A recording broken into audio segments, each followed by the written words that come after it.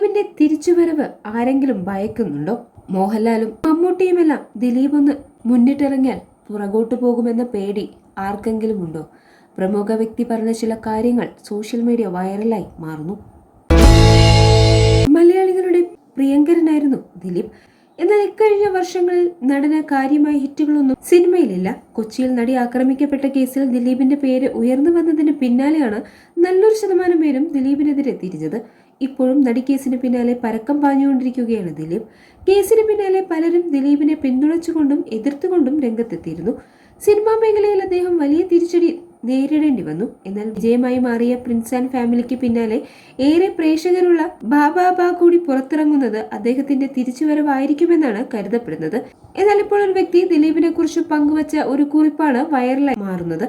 ദിലീപിന്റെ തിരിച്ചുവരവ് ആരെങ്കിലും ഭയക്കുന്നുണ്ടോ? ഒരു ചോദ്യമാണ്. ചിലപ്പോൾ ഇദ്ദേഹത്തെ കാണുമ്പോൾ സങ്കടം വരും. ഫാൻസുകാർ ദിലീപേട്ടൻ ഇന്നും 40 വയസ്സാണെന്ന് പറയുന്നുണ്ടെങ്കിൽ പോലും ആ വിവാദവും കേസിന് ശേഷം ദിലീപിന്റെ മുഖവും മാറി. അദ്ദേഹം പിന്നീട് മുഖവും ശരീരവും ശ്രദ്ധിക്കാത്ത പോലെ തോന്നി.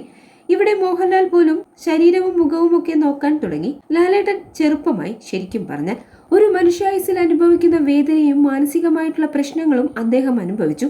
എത്ര പണമുണ്ടായാലും മനസമാധാനമില്ലെങ്കിൽ പോയില്ലേ.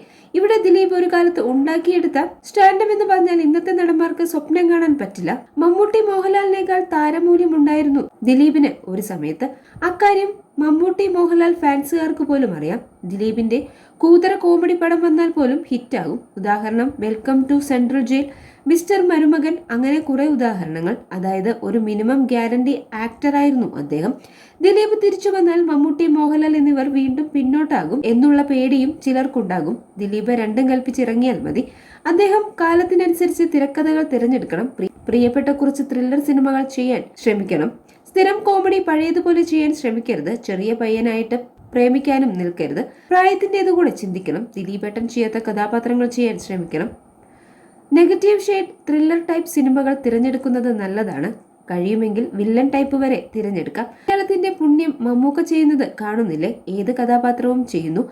അത് കണ്ടുപഠിക്കണം. മലയാള സിനിമയിൽ ഒരേ ഒരു ജനപ്രിയ നായകനേ ഉള്ളൂ. അത് ദിലീപ് തന്നെയാണ്. ആരും പകരക്കാരനാവില്ല. ദിലീപ് ഉണ്ടാക്കിയെടുത്ത സ്ഥാനം ചെറുതല്ല. പാവം ഈ മനുഷ്യൻ നിരപരാധിയാണെങ്കിൽ അദ്ദേഹത്തെ കുറ്റം പറഞ്ഞവരൊക്കെ എവിടെ പോയിട്ടാണ് ഈ പാവം തീർക്കുക? കുട്ടിക്കാലത്തെ 90കളിൽ പിള്ളേർ ഇഷ്ടപ്പെട്ട പോലെ ചിരിപ്പിച്ച നടനാണ് ഇദ്ദേഹം. അതൊന്നും മറക്കാൻ പറ്റില്ല. കുട്ടിക്കാലത്തെ ദിലീപ് ആരാധകനായിരുന്നു ഞാൻ. ലാലേട്ടനെയും സുരേഷ് ഏട്ടനെയും ഏറെ ഇഷ്ടമാണ്. പക്ഷെ ദിലീപ് ചിരിപ്പിക്കാനും സമയം പോകാനും എന്നും ഇഷ്ടമെന്നാണ് ഈ വ്യക്തി കുറിപ്പിൽ പങ്കുവച്ചത്.